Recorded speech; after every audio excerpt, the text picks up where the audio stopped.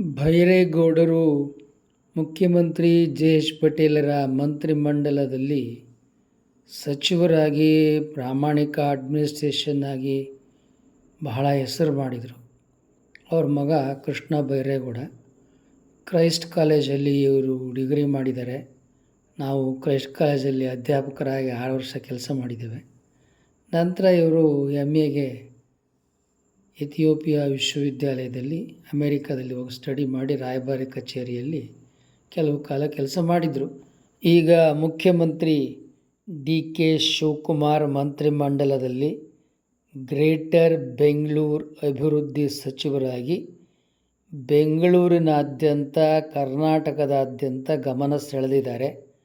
Footpath ತೆರವು, ಪಾದಯಾತ್ರಿಗಳಿಗೆ ಅನುಕೂಲ ಆಗುವ ಹಾಗೆ ಕಸ ವಿಲೇವಾರಿ ಇವುಗಳಿಂದ ಬಹಳ ಸುದ್ದಿ ಮಾಡ್ತಾ ಇದ್ದಾರೆ. ಇವರ ಮುಖ್ಯ ಕಾಳಜಿ ಪಾದಚಾರಿಗಳು ವಿಪರೀತ ವಾಹನ ದಟ್ಟಣೆಯಲ್ಲಿ ಅಪಮೃತ್ಯುವಿಗೆ ಒಳಗಾಗ್ತಾ ಇದ್ದಾರೆ.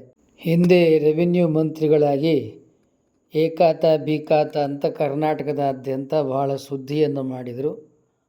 ಕಾರ್ಯವೈಖರಿ ಜನರ ಮೆಚ್ಚುಗೆಯನ್ನು ಪಡೆದಿದೆ, ಪ್ರಾಮಾಣಿಕರು ಅಂತ ಹೆಸರು ಮಾಡಿದ್ದಾರೆ.